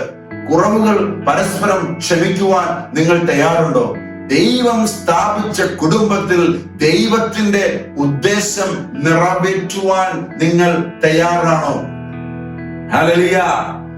പ്രിയപ്പെട്ട കുടുംബ ജീവിതത്തിലുള്ള എന്റെ സഹോദരങ്ങളെ, നിങ്ങളോട് ദൈവത്തിന്റെ പരിശുദ്ധാത്മാവ് ചോദിക്കുകയാണ്. മലാക്കിയുടെ പ്രവചനം 2-ാം അധ്യായം 10 മുതൽ 16 വരെയുള്ള വാക്യങ്ങളിലൂടെ നമ്മൾ കടന്നു പോവുകയാണെങ്കിൽ വിവാഹം ആശീർവദിച്ച് കുടുംബത്തെ അനുഗ്രഹിച്ച ദൈവം കുടുംബത്തെ നോക്കിക്കാണുകയും ആ കുടുംബങ്ങളിൽ കുറ്റം കണ്ടെത്തുകയും ചെയ്യുകയാണ്. മലാക്കി 2:10 പറയുന്നു, നമുക്കെല്ലാവർക്കും ഒരു പിതാവല്ലേ ഉള്ളത്, ഒരു ദൈവം തന്നെയല്ലേ നമ്മെ സൃഷ്ടിച്ചത്. എങ്കിൽ നമ്മുടെ പിതാക്കന്മാരുടെ ഉടമ്പടിയുടെ പവിത്രത നശിപ്പിച്ചുകൊണ്ട് നാം എന്തിന് പരസ്പരം അവിശ്വസ്തത കാണിക്കുന്നു? പ്രിയപ്പെട്ടവരെ, വിവാഹത്തിന്റെ ഉടമ്പടി തെറ്റിച്ചു, പവിത്രത നശിപ്പിച്ചു, പരസ്പരം അവിശ്വസ്തത കാണിക്കുന്നു എന്ന് സൃഷ്ടാവായ ദൈവത്തിന്റെ ഒരു പരാതി നമുക്കെതിരെ, സകല കുടുംബങ്ങൾക്കും എതിരെ കടന്നു വരികയാണ്. വ്യവസ്ഥ തെറ്റിച്ചു എന്ന് ദൈവം പറയുകയാണ്. പ്രിയപ്പെട്ടവരെ, എന്താണ്? കുടുംബത്തിൽ വിശ്വാസവഞ്ചന കാണിച്ചിരിക്കുന്നു, മ്ലേച്ഛ പ്രവൃത്തികൾ നടന്നിരിക്കുന്നു, അന്യദേവന്റെ പുത്രിയെ വിവാഹം ചെയ്തു, കർത്താവിന്റെ ബലിപീഠത്തിൽ കണ്ണുനീർ, അവിശ്വസ്തത, ഉടമ്പടി ലംഘിച്ചു എന്ന് ബൈബിൾ പറയുന്നു. ഏക ശരീരവും ഏക ആത്മാവുമായി ദൈവം നമ്മെ സൃഷ്ടിച്ചതാണ്. ദൈവഭക്തരായ സന്തതികളെയാണ് ദൈവം ആഗ്രഹിച്ചത്. പ്രിയപ്പെട്ടവരെ, വിവാഹമോചനത്തെ ഞാൻ വെറുക്കുന്നു. ഇങ്ങനെ നിരവധിയായ പോയിന്റുകളാണ് ദൈവം ഇവിടെ നിരത്തി വെക്കുക. അതുകൊണ്ട് കുടുംബത്തിൽ ശ്രദ്ധയോടെ വ്യാപരിക്കണമെന്ന് ദൈവം നമ്മെ ഓർമ്മപ്പെടുത്തുകയാണ്. വിശ്വാസവഞ്ചന, ഭാര്യയോ ഭർത്താവോ പരസ്പരം വിശ്വാസവഞ്ചന കാണിച്ചിട്ടുണ്ടോ? നിങ്ങൾ ശ്രദ്ധിക്കുക. മ്ലേച്ഛമായ പ്രവൃത്തികൾ നിങ്ങളുടെ ജീവിതത്തിൽ കടന്നു വന്നിട്ടുണ്ടോ? പ്രിയപ്പെട്ടവരെ, അന്യദേവന്റെ പുത്രിയെ വിവാഹം ചെയ്തു. ഇത് പറയുമ്പോൾ സഭ വിട്ടുള്ള വിവാഹമോ അല്ലെങ്കിൽ യേശുക്രിസ്തുവിനെ ദൈവമായി അംഗീകരിക്കാത്ത ഒരു വ്യക്തിയെ വിവാഹം ചെയ്യുകയോ ചെയ്യുന്നത് തെറ്റാണ്. ദൈവം വേദനിക്കുകയാണ്.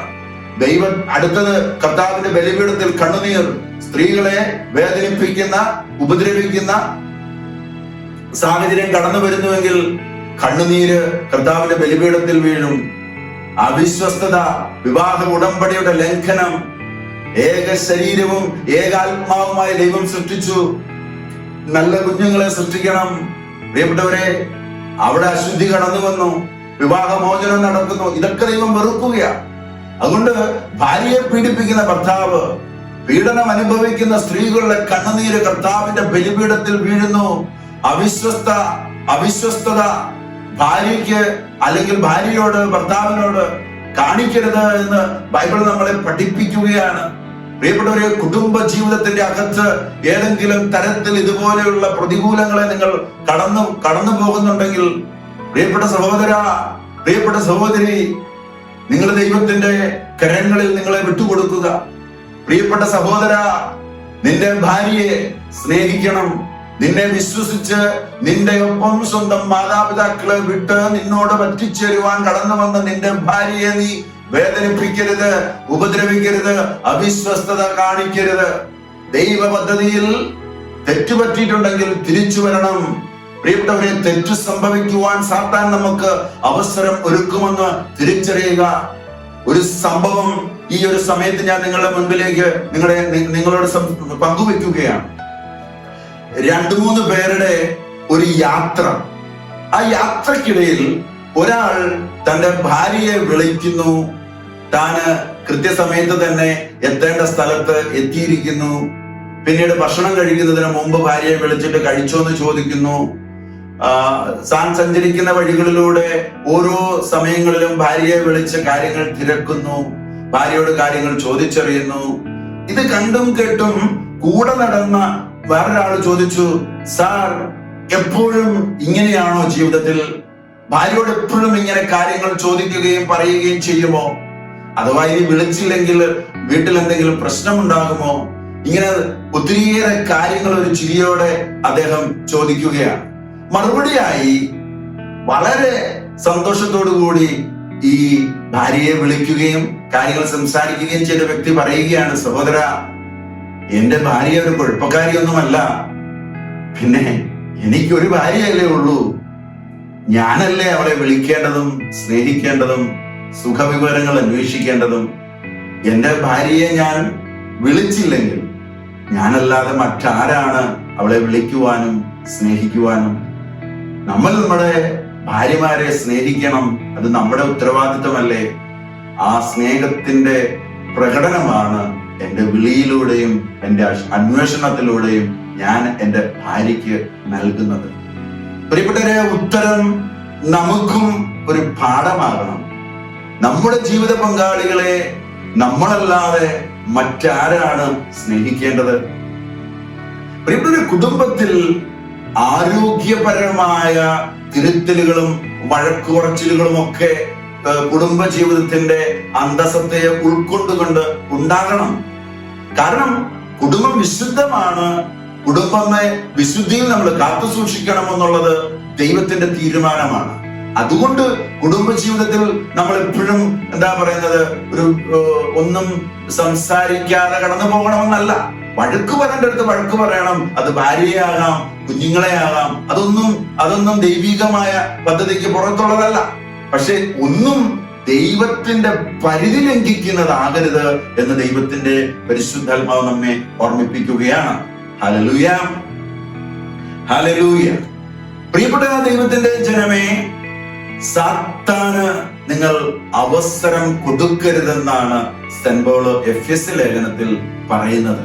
കൊടുത്താൽ നമ്മുടെ കുടുംബ ബന്ധങ്ങളെ, റിലേഷൻഷിപ്പിനെ അവൻ തകർക്കാൻ ശ്രമിക്കും. സാത്താൻ വെറുതെ വരികയില്ല. അവൻ ഒരു കുടുംബത്തിനകത്തോട്ട് വെറുതെ കയറി വരാൻ സാധിക്കത്തില്ല. നമ്മൾ സാത്താന് പാപത്തിലൂടെ അവസരം കൊടുക്കുകയാണെങ്കിൽ, നമ്മളൊരു പാപം ചെയ്ത് അവൻ എൻട്രി കൊടുത്താൽ, പ്രിയപ്പെട്ടവരെ, അവൻ കയറി വരും. സാത്താൻ ഫ്രണ്ട് ഡോറിൽ കൂടെ ആവണമെന്നില്ല, പുറകുവശത്തെ ഡോറിലൂടെ ആണെങ്കിലും അവന് കയറാൻ പറ്റും. കയറിയാൽ അവൻ നമ്മെ തകർക്കാൻ ശ്രമിക്കുമെന്നുള്ള തിരിച്ചറിവ് നമുക്കുണ്ടാകണം. അതുകൊണ്ട് പാപം ഒരിക്കലും നമ്മുടെ ജീവിതത്തിൽ കടന്നു വന്ന് സാത്താൻ ഒരു അവസരം കൊടുക്കരുതെന്ന് ബൈബിൾ വ്യക്തമാക്കുകയാണ്.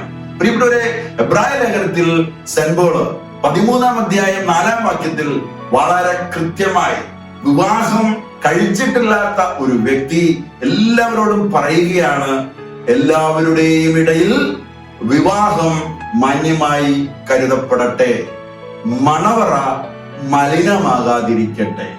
പ്രിയപ്പെട്ടവരെ, മണവറ മലിനമാകരുത് എന്ന് സെന്റ് പൗൽ നമ്മെ ഓർമ്മിപ്പിക്കുകയാണ്. മലിനമായാൽ കുടുംബ ജീവിതത്തിൽ പ്രതിസന്ധിക്ക് അത് കാരണമാകുമെന്ന് തിരിച്ചറിയുന്ന ദൈവത്തിന്റെ പരിശുദ്ധാത്മാവ് സെന്റ് പൗലിലൂടെ നമുക്ക് മുന്നറിയിപ്പ് തരികയാണ്. ഹല്ലേലൂയ. പ്രിയപ്പെട്ടവരെ, സൃഷ്ടിയെ കുറിച്ച് നമ്മൾ കണ്ടതാണ്. ഒരുവൻ പുരുഷനായും സ്ത്രീയായും ഈ ലോകത്ത് സൃഷ്ടിക്കപ്പെടുന്നത് അല്ലെങ്കിൽ സൃഷ്ടിക്കുന്നത് ദൈവിക പദ്ധതിയാണ്. ദൈവമാണ് ഒരു മനുഷ്യനെ പുരുഷനായും സ്ത്രീയായും സൃഷ്ടിക്കുക. അതായത് ദൈവം പുരുഷത്വവും സ്ത്രീത്വവും സൃഷ്ടികർമ്മത്തിന്റെ പങ്കാളിത്തത്തിനു വേണ്ടി ഉപയോഗിക്കുകയാണ്. ഒരു വ്യക്തിയിൽ സൃഷ്ടികർമ്മത്തിന്റെ പങ്കാളിത്തത്തിന് വേണ്ടിയാണ് ഈ പുരുഷത്വവും സ്ത്രീത്വവും ദൈവം നിക്ഷേപിച്ചിരിക്കുന്നത്. അതിനാൽ നമ്മുടെ ലൈംഗികത, പുരുഷത്വം അല്ലെങ്കിൽ സ്ത്രീത്വം എന്ന് പറയുന്നത് മലിനമായാൽ തലമുറ മലിനമാകും.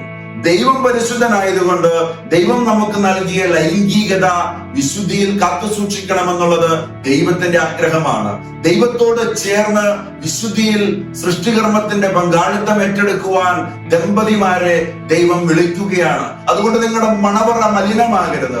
ദൈവത്തിന്റെ പദ്ധതിയെ നശിപ്പിക്കുവാൻ വിവാഹ ജീവിതത്തിന് മുമ്പ് സാത്താൻ ലൈംഗികത മലിനമാക്കുവാൻ ശ്രമിക്കുന്നു. വിവാഹത്തിന് മുമ്പ് ലൈംഗിക പാപങ്ങൾ ചെയ്യുവാൻ പ്രേരണ യൗവനങ്ങളിൽ തന്നെ നമുക്ക് തരികയാണ്. അതിലൂടെ സാത്താന് അകത്തു കയറുവാനുള്ള അനുവാദം നമ്മൾ തന്നെയാണ് കൊടുക്കുന്നത്. പിന്നീട് വിവാഹ ജീവിതത്തിൽ പ്രവേശിച്ച് അശുദ്ധിയിൽ തലമുറയെ സൃഷ്ടിക്കുകയാണ്. പ്രിയപ്പെട്ടവരെ, സന്താന ഉൽപാദനത്തിന് മനുഷ്യന് ഉപയോഗിക്കുന്ന ലൈംഗികത മലിനമായാൽ ജനിക്കുന്ന കുഞ്ഞുങ്ങൾ മലിനമാകുമെന്ന് തിരിച്ചറിയുന്ന സാത്താൻ പലരെയും കബളിപ്പിക്കുകയും നശിപ്പിക്കുകയും ചെയ്യുമെന്ന് നിങ്ങൾ തിരിച്ചറിഞ്ഞുകൊള്ളുക.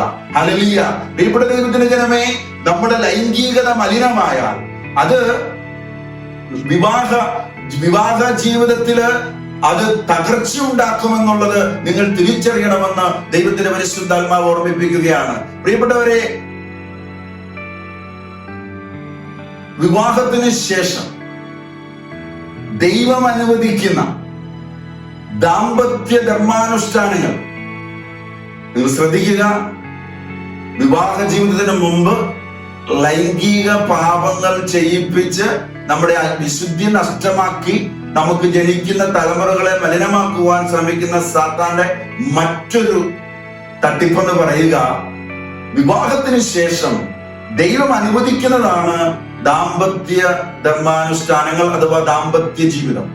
അത് ദമ്പതികളുടെ ഇടയിൽ ആ ദാമ്പത്യ ധർമാനുഷ്ഠാനങ്ങൾ നടത്തുവാൻ അനുവദിക്കാതെ ഭിന്നതയുണ്ടാക്കി കുടുംബ ജീവിതത്തിൽ വിള്ളൽ വീഴ്ത്തി ദൈവത്തിന്റെ ഹിതത്തിനെതിരെ, തീരുമാനത്തിനെതിരെ കാര്യങ്ങൾ നമ്മിലൂടെ തന്നെ നടത്തുവാൻ സാത്താൻ ശ്രമിക്കുമെന്ന് നിങ്ങൾ തിരിച്ചറിയുക. പരസ്പരം കുടുംബ ജീവിതത്തിൽ പരസ്പരം സ്നേഹമില്ലാതെ, പരസ്പരം ശാരീരിക ബന്ധമില്ലാതെ, ദൈവം അനുവദിക്കുന്ന ദാമ്പത്യ ധർമാനുഷ്ഠാനങ്ങൾ നടത്താതെ, ശരീരത്തിൽ തൊടാൻ അനുവദിക്കാതെ കുടുംബ ജീവിതത്തിൽ ചില സ്ത്രീകൾ എടുക്കുന്ന ഡിസിഷനുകൾ. പ്രിയപ്പെട്ടവരെ, ഓർത്തുകൊള്ളുക, നിങ്ങൾക്ക് നിങ്ങളുടെ ജീവിത പങ്കാളിയുടെ വെറുപ്പ് തോന്നിയേക്കാം. നിങ്ങളുടെ ജീവിത പങ്കാളിയോടുള്ള ഏതെങ്കിലും വെറുപ്പിന്റെയോ പിണക്കത്തിന്റെയോ അടിസ്ഥാനത്തിൽ നിങ്ങൾ ഒരു മുറിയിൽ കിടന്നാലും പരസ്പരം ഒന്ന് സ്പർശിക്കാൻ പോലും അനുവാദമില്ലാതെ, മിണ്ടാതെ നിങ്ങൾ കടന്നു പോവുകയാണെങ്കിൽ നിങ്ങളെ നശിപ്പിക്കുന്നത് സാത്താനാണെന്ന് നിങ്ങൾ തിരിച്ചറിഞ്ഞുകൊള്ളുക. പ്രിയപ്പെട്ട ദൈവത്തിന്റെ ജനമേ, കുടുംബ ജീവിതത്തിൽ വിശുദ്ധി എന്ന് പറയുന്നത് അത്യന്താപേക്ഷിതമാണ്. ഇനി മറ്റൊന്ന്, കുടുംബജീവിതത്തില് സകല കുടുംബങ്ങളും പരാതിപ്പെട്ടി തുറക്കുവാനുള്ള സ്ഥലമാണെന്ന് നിങ്ങൾ കരുതരുത്. കുടുംബം പരാതിപ്പെട്ടി തുറക്കാനുള്ള സ്ഥലമല്ല, നിലവിളിക്കാനുള്ള സ്ഥലമല്ല. കുടുംബത്തിൽ മത്സരം പാടില്ല. പരസ്പരം മത്സരിച്ച് ആരാണ് പ്രിയപ്പെട്ട ദൈവത്തിന്റെ ജനമേ ജയിക്കുക? മക്കൾ മാതാപിതാക്കളോട്, മാതാപിതാക്കൾ മക്കളോട്, ഭാര്യ ഭർത്താവിനോട്, ഭർത്താവ് ഭാര്യയോട് മത്സരിച്ച് ആര് ജയിച്ചു? കള്ളൻ വരുന്നത് മോഷ്ടിക്കുവാനും, നശിപ്പിക്കുവാനും, കൊല്ലുവാനും. ഇത് തിരിച്ചറിഞ്ഞുകൊള്ളുക. മത്സരത്തിനും പരാതി പറയുവാനും അല്ല. പിന്നെയോ നിന്റെ വിശ്വാസത്താൽ മലയോട് മാറിപ്പോകുവാൻ പറയുന്ന യേശു നിന്റെ കുടുംബ ജീവിതത്തിനെതിരെ വരുന്ന മലകൾ പോലെയുള്ള പ്രശ്നങ്ങൾക്ക് മതിയായവനാണെന്ന് തിരിച്ചറിഞ്ഞ് മുട്ടുമടക്കേണ്ട ദൈവത്തിന്റെ മുമ്പിൽ, യേശുക്രിസ്തുവിന്റെ മുമ്പിൽ മുട്ടുമടക്കിയാൽ പ്രിയപ്പെട്ടവരെ നിങ്ങൾ അനുഗ്രഹം പ്രാപിക്കും. അല്ലെങ്കിൽ സാത്താൻ നിങ്ങളുടെ കുടുംബ ജീവിതത്തെ നശിപ്പിക്കുമെന്ന് നിങ്ങൾ തിരിച്ചറിഞ്ഞുകൊള്ളുക. യൗവനത്തിന്റെ തിളപ്പില്, യൗവനത്തിന്റെ ഭാവമാറ്റങ്ങള് അല്ലെങ്കിൽ രൂപമാറ്റങ്ങള്, ശരീരത്തിലുണ്ടാകുന്ന രൂപമാറ്റങ്ങള് പാപത്തിന്റെ പ്രലോഭനത്തിലേക്കുള്ള കാൽവെപ്പാണെന്ന് കരുതരുത്, അവസരമാണെന്ന് നിങ്ങൾ കരുതരുത്. പ്രിയപ്പെട്ട ദൈവത്തിന്റെ ജനമേ, പാപത്തിന്റെ പ്രലോഭനത്തിൽ കുടുംബങ്ങളെ തള്ളിയിടുവാനുള്ള സാത്താന്റെ കുടിലതന്ത്രങ്ങളെ നിങ്ങൾ തിരിച്ചറിയണം. ഇന്ന് ഈ കാലഘട്ടം എടുത്തു നോക്കുകയാണെങ്കിൽ ടീനേജ് പ്രഗ്നൻസി ഇന്ന് കൂടി വരികയാണ്. പല പെൺകുട്ടികളും മദ്യപാനത്തിലും മയക്കുമരുന്നിലും ആനന്ദം കണ്ടെത്തുകയാണ്. ഹല്ലേലൂയ. യോഹന്നാന്റെ സുവിശേഷം 2:46 നഥനയേലിനോട് യേശു പറഞ്ഞു, ഞാൻ നിന്നെ അത്തിമരത്തിന്റെ ചുവട്ടിൽ കണ്ടുവെന്ന്. പ്രിയപ്പെട്ടവരെ, ദൈവം എല്ലാം കാണുന്ന ദൈവമാണ്. ദൈവമെല്ലാം കാണുന്നു എന്ന് നിങ്ങൾ തിരിച്ചറിയുക. Hallelujah, hallelujah. ലൈംഗിക ജീവിതം എന്ന് പറയുന്നത് പാപമല്ല പ്രിയപ്പെട്ട ദൈവത്തിന്റെ ജനമേ. അത് വൃത്തികേടല്ല പ്രിയപ്പെട്ട ദൈവത്തിന്റെ ജനമേ. അത് ദൈവം അനുവദിക്കുന്നതാണ്, ദൈവം കാണുന്നതാണ്. ദൈവം അനുവദിച്ച പരിധിക്കപ്പുറം പോകുവാൻ ദൈവം അനുവദിക്കത്തില്ല. പരിധിക്കപ്പുറം പോയാൽ അത് അശുദ്ധിയായി, പാപമായി നിങ്ങളുടെ ജീവിതത്തിൽ അപകടത്തെ കൊണ്ടുവരുമെന്ന് തിരിച്ചറിയുക. ലൈംഗികത അത് മലിനമായി, മണവറ മലിനമായാൽ ഭാര്യ ഭർതൃബന്ധത്തിൽ പ്രശ്നങ്ങൾ തുടങ്ങും. വിവിധ രോഗങ്ങൾക്ക് അത് കാരണമാകും. സാമ്പത്തിക പ്രശ്നങ്ങൾ അത് കൊണ്ടുവരും. കടബാധ്യതയും ബിസിനസ്സിലെ തകർച്ചയും, സമാധാനമില്ലാത്ത മേഖലകളും, കുഞ്ഞുങ്ങളിലൊക്കെ പ്രശ്നങ്ങള്, ഇതെല്ലാം കടന്നു വരും. പ്രിയപ്പെട്ടവരെ, അതുകൊണ്ട് സാത്താന് നിങ്ങൾ അവസരം കൊടുക്കരുത്. യാക്കോബ് 4:7 പറയുന്നു, യാക്കോബ് പറയുക, നിങ്ങൾ ദൈവത്തിനൊന്ന് വിധേയരാകുവിൻ, പിശാചിനെ നിങ്ങൾ ചെറുത്തു നിൽക്കുവിൻ, അപ്പോൾ അവൻ നിങ്ങളിൽ നിന്ന് ഓടി അകന്നുകൊള്ളും. ക്രിസ്തുവിനുള്ള വിശ്വാസത്തെ വർദ്ധിപ്പിക്കണം. സാത്താന് തുറന്നു കൊടുത്തിട്ടുള്ള വാതിലുകളെ എല്ലാം അടയ്ക്കണം. മത്തായിയുടെ സുവിശേഷം 6:22-23 വാക്യം പറയുന്നു, കണ്ണാണ് ശരീരത്തിന്റെ വിളക്ക്. കണ്ണ് കുറ്റമറ്റതെങ്കിൽ ശരീരം മുഴുവൻ പ്രകാശിക്കും. കണ്ണ് ദുഷ്ടമാണെങ്കിലോ ശരീരം മുഴുവൻ ഇരുണ്ടുപോകും. നിന്നിലെ പ്രകാശം അന്ധകാരമാണെങ്കിൽ അന്ധകാരം എത്രയോ വലുതായിരിക്കും. പ്രിയപ്പെട്ടവരെ, കണ്ണ് ശരീരത്തിന്റെ വിളക്കെന്നാണ് പറയുക. കണ്ണ് കുറ്റമറ്റതെങ്കിൽ ശരീരം മുഴുവൻ പ്രകാശിക്കും. പോണോഗ്രാഫി, കണ്ണിലൂടെ സാത്താൻ അകത്ത് കയറുവാനുള്ള സാഹചര്യം. പിന്നീട് അത് മാസ്ട്രബേഷനിലേക്കും പിന്നീട് അത് അഡൾട്ടറിയിലേക്കും പാപത്തിന്റെ അടിമത്തത്തിലേക്ക് ലീഡ് ചെയ്യപ്പെടുമെന്ന് നിങ്ങൾ തിരിച്ചറിയുക. കണ്ണിനെ കൺട്രോൾ ചെയ്യണം. സാത്താൻ ചതിക്കും, സൂക്ഷിക്കണമെന്ന് ദൈവത്തിന്റെ പരിശുദ്ധാത്മാവ് ഓർമ്മിപ്പിക്കുകയാണ്. ജോബ് പറഞ്ഞില്ലേ, ഞാൻ എന്റെ കണ്ണുമായി ഉടമ്പടി ചെയ്തിട്ടുണ്ട്, എങ്ങനെ എനിക്ക് നോക്കാൻ പറ്റും? പ്രിയപ്പെട്ടവരെ, കണ്ണ് വിശുദ്ധമായി സൂക്ഷിക്കണം. കണ്ണുമായി നിങ്ങൾ ഉടമ്പടി ചെയ്യണം. Hallelujah, hallelujah. പ്രിയപ്പെട്ട ദൈവത്തിന്റെ ജനമേ, സെക്സ്വൽ റിലേഷൻഷിപ്പിൽ ഒരു മൊറാലിറ്റി കീപ്പ് ചെയ്യണമെന്ന് ദൈവം ആഗ്രഹിക്കുകയാണ്. മനസ്സിൽ മറ്റൊരാളെ വിചാരിച്ച് സെക്സ് ചെയ്യുകയാണെങ്കിൽ അല്ലെങ്കിൽ അങ്ങനെ ഏർപ്പെടുകയാണെങ്കിൽ അത് പാപമാണെന്ന് തിരിച്ചറിയുക. ഹൃദയത്തിൽ വ്യഭിചാരം ചെയ്തു കഴിഞ്ഞു.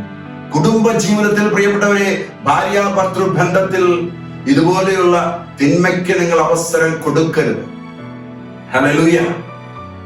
കുടുംബ ജീവിതത്തിൽ ആശയവിനിമയം ഉണ്ടായിരിക്കണമെന്നുള്ളത് മറ്റൊരു മേഖല.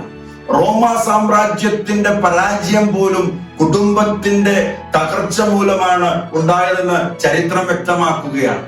വ്യക്തികൾ ചേർന്നാണ് കുടുംബം ഉണ്ടാകുക, കുടുംബം ചേർന്നാണ് സമൂഹം ഉണ്ടാകുക, സമൂഹം ചേർന്നാണ് സഭയും രാജ്യവും ഒക്കെ ഉടലെടുക്കുക.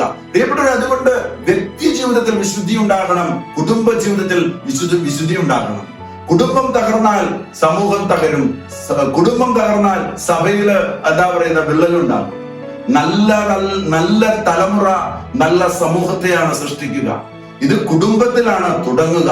കുടുംബത്തിൽ ഭാര്യ ഭർത്തൃ ബന്ധത്തിലും കുഞ്ഞുങ്ങളിലും ആശയവിനിമയം ഉണ്ടാകണമെന്ന് ദൈവത്തിന്റെ പരിശുദ്ധാത്മാവ് ആഗ്രഹിക്കുകയാണ്.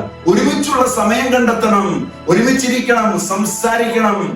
പേരൻസ് അപ്ഡേറ്റഡ് ആകുന്നില്ല എന്നതാണ് കുഞ്ഞുങ്ങളുടെ പ്രശ്നം.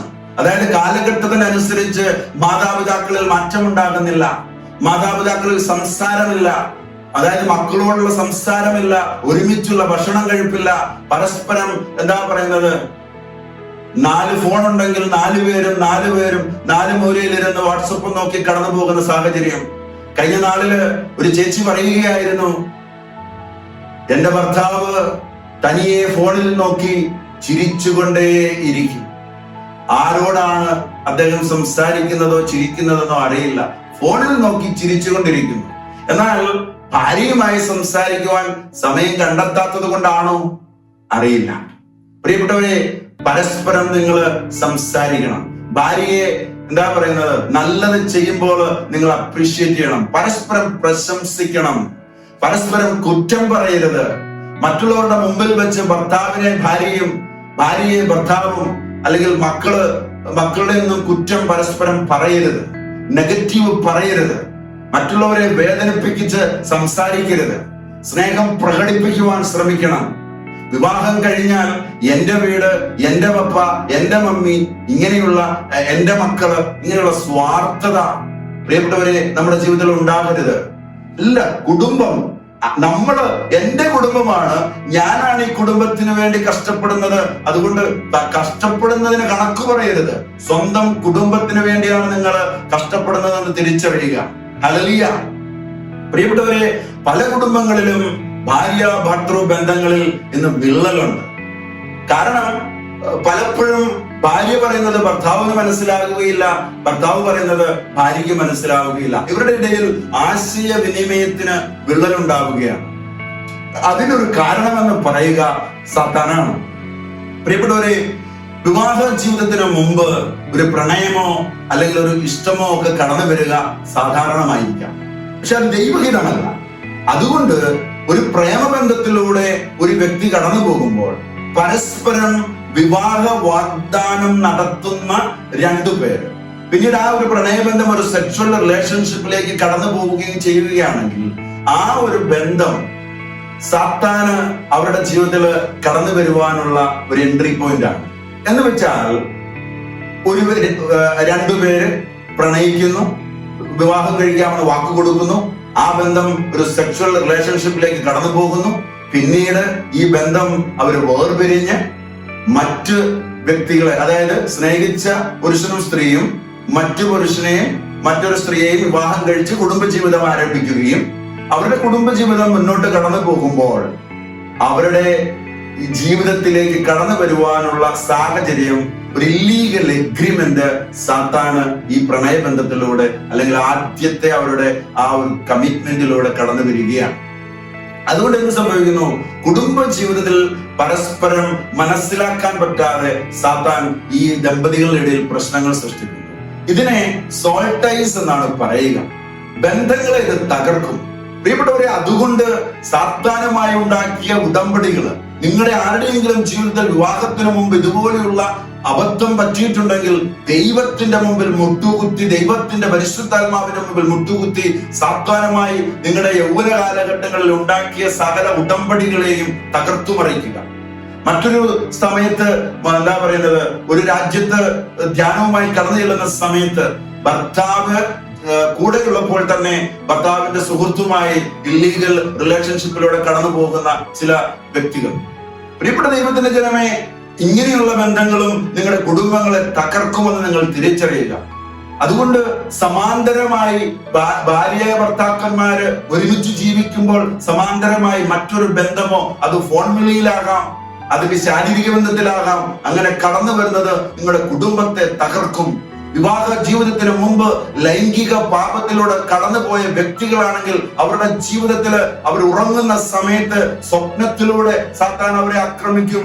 പ്രിയപ്പെട്ടവരെ, ഉറങ്ങുന്ന സമയത്ത് സെക്ഷുവൽ റിലേഷൻഷിപ്പിലൂടെ കടന്നു പോകുന്നത് പോലെ, ഏർപ്പെടുന്നത് പോലെ പുരുഷന്റെ അടുത്ത് സ്ത്രീയായും സ്ത്രീയുടെ അടുത്ത് പുരുഷനായും സാത്താൻ കടന്നു വരും.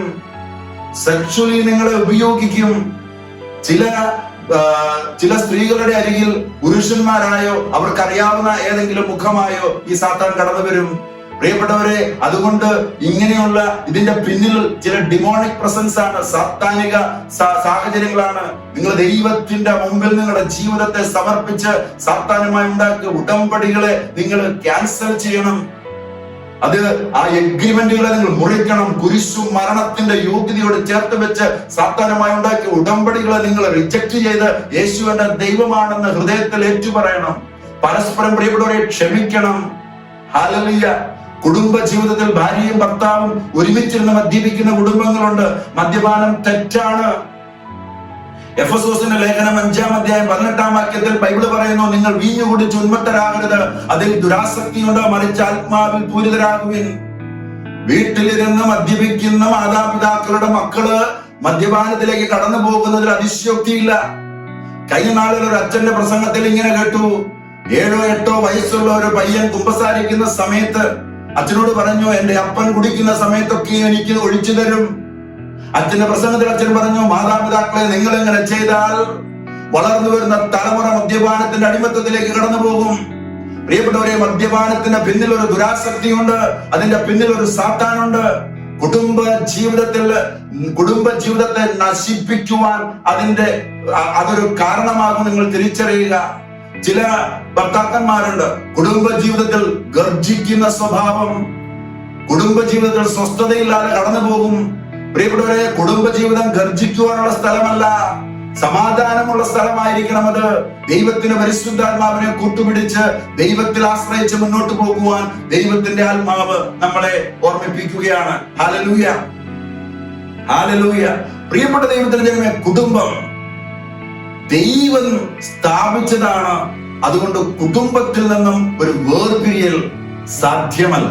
എന്ന് വെച്ചാൽ വിവാഹ മോചനം ദൈവം ആഗ്രഹിക്കാത്ത ഒരു കാര്യമാണ്.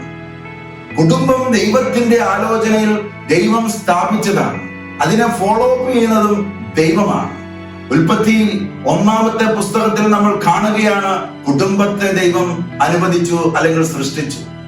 പഴയ നിയമത്തിന്റെ അവസാന പുസ്തകത്തിൽ കുടുംബ ബന്ധത്തിന് സാക്ഷിയായി ദൈവം ഉണ്ട്, മരണം വരെ കൂടെയുണ്ട് എന്ന് നിങ്ങൾ തിരിച്ചറിയുക.